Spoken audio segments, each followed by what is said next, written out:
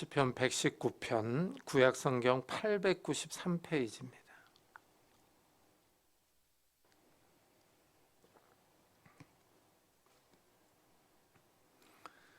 시편 119편 113절부터 120절까지 저와 여러분이 한 절씩 교독하겠습니다.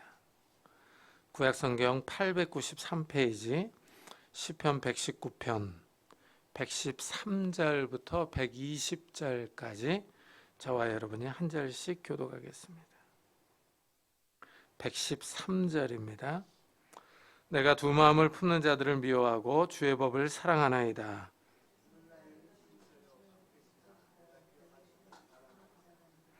너의 행악자들이여 나를 떠날지어다. 나는 내 하나님의 계명들을 지키리로다.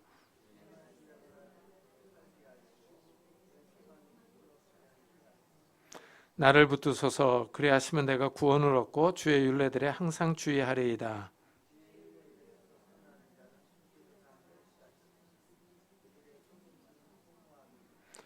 주께서 세상의 모든 악인들을 찌꺼기같이 버리시니 그러므로 내가 주의 증거들을 사랑하나이다.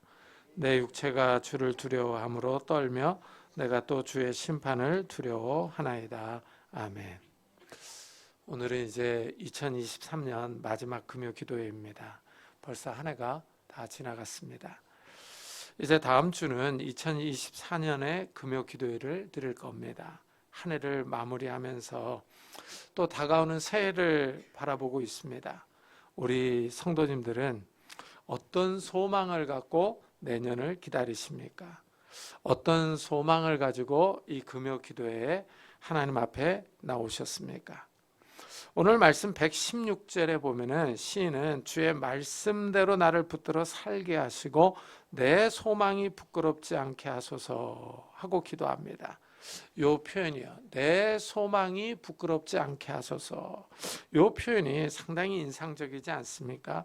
이 시인이 소망이 있어요. 바라는 것이 있습니다. 그런데 그 소망이 부끄럽지 않게 해달라 하고 간구합니다. 이 시인이 소망 때문에 수치를 당하지 않게 해달라는 겁니다. 간절히 바라는 것이 이루어지지 않을 때 부끄러움을 당할 수 있습니다. 시인이 하나님께 내 소망이 부끄럽지 않게 해달라고 기도합니다. 어떻습니까? 이 기도가 좀 마음에 와닿지 않습니까? 이 소망 때문에 수치를 당한다면 얼마나 창피하겠습니까? 소망이 이루어지지 않는다면 얼마나 마음이 아프겠습니까? 마음에 큰 상처가 생길 것입니다. 낙심이 커서 삶을 포기할 수도 있습니다. 마음의 소망이 더디 이루어지면 마음이 상합니다. 소망은 사람에게 용기와 힘을 줍니다. 어려운 형편 가운데 처한 사람은 소망이 있을 때 그 위기를 이겨낼 수 있습니다. 그러나 소망이 없으면 낙심하며 포기합니다. 육체가 아무리 힘들어도 소망이 있으면 이겨나갑니다. 하지만 소망이 없으면 정신적으로 더 지치고 살아갈 낙이 사라집니다. 이 시인이 내 소망이 부끄럽지 않게 하소서 하고 기도를 해요. 그렇다면 이 시인의 소망이 무엇이냐 하는 겁니다. 주의 말씀대로 나를 붙들어 살게 하소서 그럽니다. 여기 보니까 시인이 하나님께 살게 해달라라고 요청을 하고 있어요. 이 말을 생각해 보면은 시인은 지금 곤란한 상황에 있습니다. 생명이 위태로운 상황으로 죽을 수 있습니다. 이래서 하나님께 살려달라고 기도하고 있습니다. 시인이 구체적으로 어떤 상황에 있는지 나오지는 않습니다. 전쟁 가운데 있는지 아니면 원수들 때문에 위험한 상황에 있는지 아니면 병들어서 죽게 되었는지 알 수는 없습니다. 시인이 어떤 상황에 있는지 알 수 없지만 하여튼 생명이 위태롭습니다. 누군가의 도움이 절실히 필요한 처지입니다. 이렇게 어려운 형편에 있는 사람들은 이 시인의 기도에 공감할 겁니다. 하나님, 저도 도움이 필요합니다. 저도 구원해 주시기 바랍니다. 하나님의 도움이 없으면 저는 망할 수밖에 없습니다. 하나님, 저를 살려주시기 바랍니다. 하고 간절히 기도하는 사람들이 있을 겁니다. 경제적인 도움이 절실한 사람도 있을 겁니다. 건강이 더 나빠져서 생명의 위협을 느끼는 사람도 있을 겁니다. 어려움에 있는 사람들은 이 시편의 기도에 공감할 것입니다.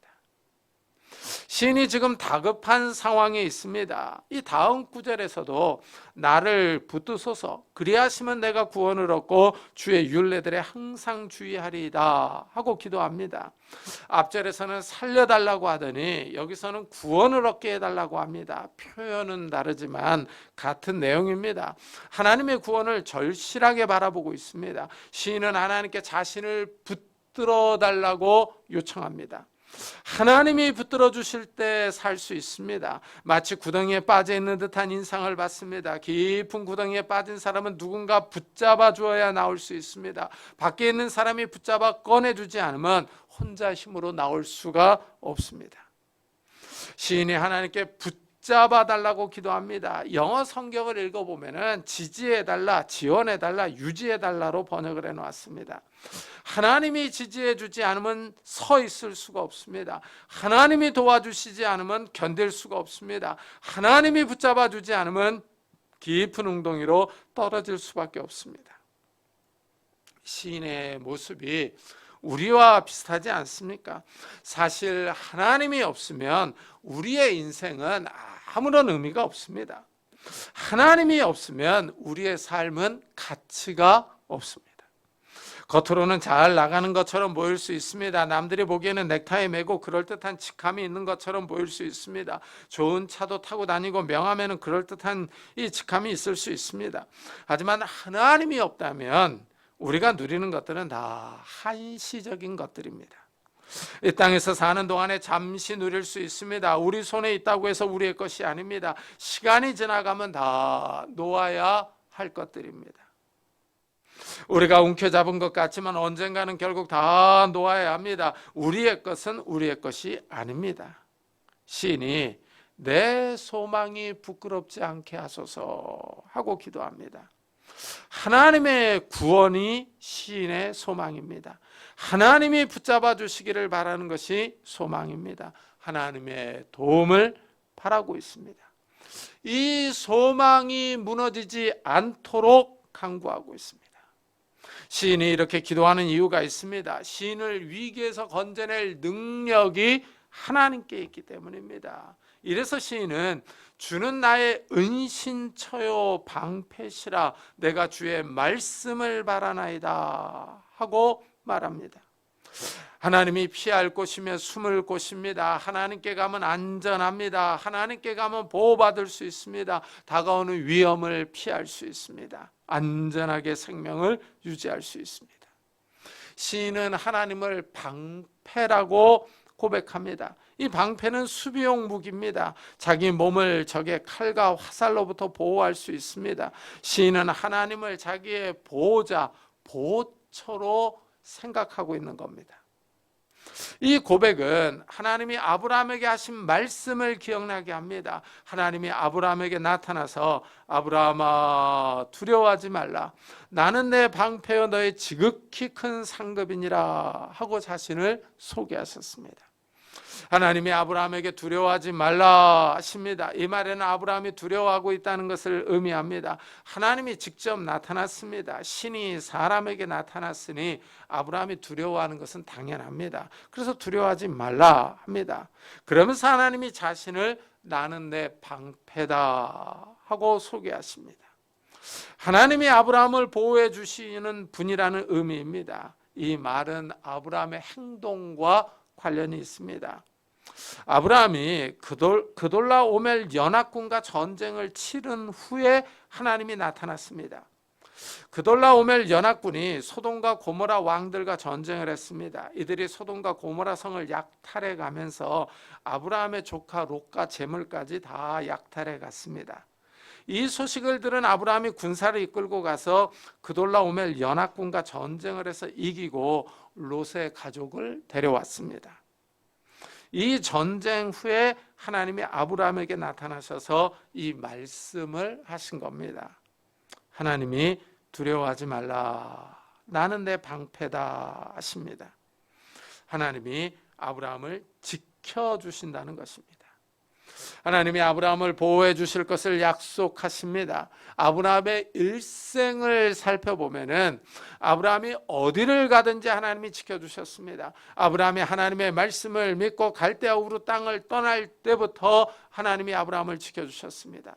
아브라함은 2번이나 아내 사라를 빼앗길 뻔했습니다. 한 번은 이집트 왕에게, 다른 한 번은 그랄 왕 아비멜렉에게 사라를 빼앗길 뻔했을 때도 하나님이 아브라함과 사라를 지켜주셨습니다. 또한 하나님은 아브라함이 그돌라오멜 연합군과 전쟁할 때도 지켜주셨습니다. 하나님은 아브라함이 어느 곳에 있든지 지켜주셨습니다. 하나님이 아브라함의 방패였습니다. 아브라함을 지켜주시는 분이었습니다. 우리도 어디를 가든지 무엇을 하든지 하나님이 보호해 주시며 지켜주시기를 축복합니다. 하나님이 보호자입니다. 이런 체험을 한 사람이 또 있습니다. 바로 다윗 왕입니다. 다윗이 하나님을 가리켜서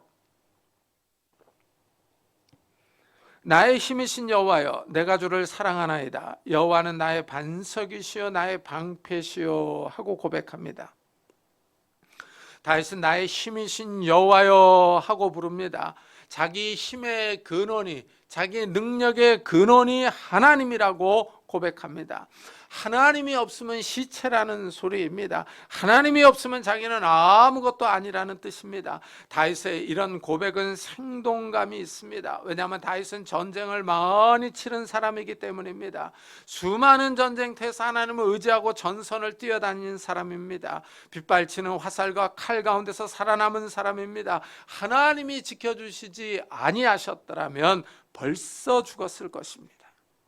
전쟁의 사람 다윗은 하나님을 나의 방패라고 고백합니다. 하나님이 이때까지 지켜주시고 보호해 주셨다는 살아있는 고백입니다. 수많은 전쟁을 치른 자신의 경험에서 우러나온 말입니다.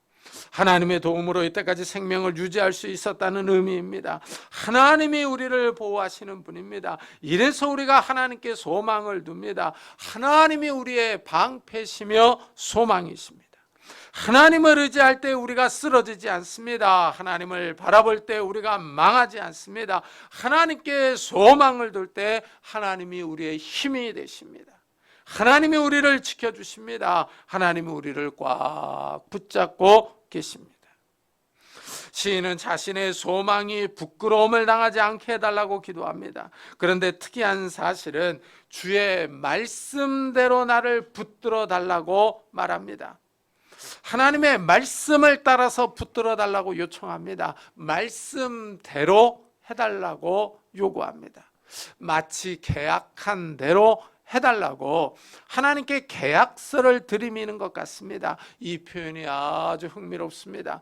하나님과 시인 사이에 계약이 존재하는 것 같습니다. 그렇습니다. 이 말씀은 하나님이 약속한 대로 해달라는 겁니다. 시인은 하나님의 말씀을 계약 또는 약속으로 간주하고 있습니다. 하나님께서 하신 말씀들이 다 시인에게 약속이며 계약입니다. 이래서 시인은 주는 나의 은신처요 방패시라 내가 주의 말씀을 바라나이다. 주의 말씀에 소망을 두고 있습니다. 주의 말씀을 기다리고 있는 겁니다. 하나님이 성경을 통하여 말씀하신 것은 다 우리에게 약속입니다. 구약, 신약이라는 말 자체가 옛 약속, 새 약속, 옛 계약, 새 계약이라는 뜻입니다. 하나님이 사람들에게 성경을 통하여 약속하고 계십니다. 하나님의 말씀을 믿고 따르는 사람들에게 지켜주실 것을 약속하십니다. 하나님은 영이시기 때문에 사람의 눈으로 볼 수 없습니다. 하지만 하나님은 자신의 말씀을 우리에게 주셨습니다. 하나님의 말씀을 통하여 우리가 하나님을 믿고 나아가는 것입니다. 이래서 하나님을 인격적이라고 부릅니다. 약속하신 것을 지키시기 때문입니다. 하나님과 우리 사이의 관계가 바로 인격적인 관계에 있습니다. 여기서 하나님의 성품이 나옵니다. 하나님은 거짓말을 하지 않으시며 과장해서 말하지 않습니다. 사람은 과장하며 부풀려 말합니다. 뻥을 칩니다. 그러나 하나님은 진실하십니다. 이래서 하나님의 말씀이 믿을 만하며 신뢰할 만합니다. 시인이 하나님의 말씀을 믿고 하나님을 바라보고 있는 겁니다. 시인은 하나님의 구원을 소망하고 있습니다. 이 소망의 근거가 바로 하나님의 말씀입니다. 하나님의 말씀을 믿고 하나님의 구원을 바라봅니다. 하나님이 약속하셨으니 하나님이 구원하실 것입니다. 하나님의 말씀은 거짓말이 아닙니다. 그래서 하나님의 구원을 믿고 기다리고 있습니다. 하나님의 능력이 나타나기를 바라는 겁니다. 하나님은 약속을 지키시는 신실하신 분이기 때문입니다. 하나님은 또한 약속하신 것을 지키실 능력이 있습니다. 사람들은 약속해놓고 지키지 않는 경우가 있습니다. 자기에게 손해가 생기면 약속을 어깁니다. 또한 약속을 지키고 싶어도 능력이 없어서 지키지 못하는 경우가 있습니다. 이래서 계약서를 작성합니다. 계약을 어겼을 때 보상 조건을 써놓습니다. 하지만 하나님은 약속을 파기하지 않습니다. 약속을 지킬 능력이 없는 분도 아닙니다. 하나님은 정확하게 약속하신 것을 기억하시며 그 약속에 따라서 행동하십니다. 하나님의 약속에는 오차가 없습니다. 아주 철저하십니다. 약속을 미루거나 약속을 깎거나 하지 않습니다. 한치의 오차도 없이 자신이 하신 말씀을 실천하십니다. 하나님은 말씀을 지킵니다. 이래서 시인이 내가 두 마음 품는 자들을 미워하고 주의 법을 사랑하나이다 하고 고백합니다. 시인의 감정이 솔직하게 묻어나옵니다. 두 마음을 품는 자들을 미워한다고 하더니 주의 법을, 주의 말씀을 사랑한다고 고백합니다. 이 미워한다, 사랑한다라는 표현이 반대의 감정을 표현하고 있습니다. 하나님을 향하여 두 마음을 품는 사람들이 있습니다. 마음이 둘로 나뉘는 것입니다. 하나님의 약속을 믿는 것 같지만 믿지 않습니다. 반신반의합니다. 기도하면서 의심합니다. 하나님의 약속을 믿으면서도 다른 생각을 합니다. 하나님은 이렇게 두 마음을 품은 사람을 싫어하십니다. 오직 믿음으로 구하고 조금도 의심하지 말라. 의심하는 자는 마치 바람에 밀려 요동하는 바닷물결 같으니 이런 사람은 무엇이든지 죽게 얻기를 생각하지 말라. 두 마음을 품어 모든 일에 정함이 없는 자로다. 시인은 두 마음을 싫어합니다. 자신은 전적으로 하나님을 바라봅니다. 온 마음을 다하여 하나님의 법을 사랑합니다. 하나님은 자신이 하신 말씀을 확실하게 지키시기 때문에 시인이 하나님의 법을 사랑합니다. 하나님이 약속을 지키시기 때문에 시인이 하나님의 말씀을 사랑합니다. 하나님의 말씀을 바라며 기다립니다. 더 나아가 하나님의 율례에 주의한다고 말합니다. 하나님의 말씀에 맞춰서 자신의 말과 행동을 주의하는 겁니다. 하나님의 말씀 앞에서 자신의 삶을 돌아보는 겁니다. 시인은 이렇게 행동하는 이유가 있습니다. 하나님은 말씀대로 행동하시기 때문입니다. 하나님은 말씀대로 구원하시지만 반대로 하나님은 말씀대로 심판하십니다. 하나님의 말씀에는 구원과 심판이 있습니다. 구원하실 때는 한없이 자비롭고 은혜롭고 노하기를 더디하시지만 심판하실 때는 엄히하시며 무섭습니다.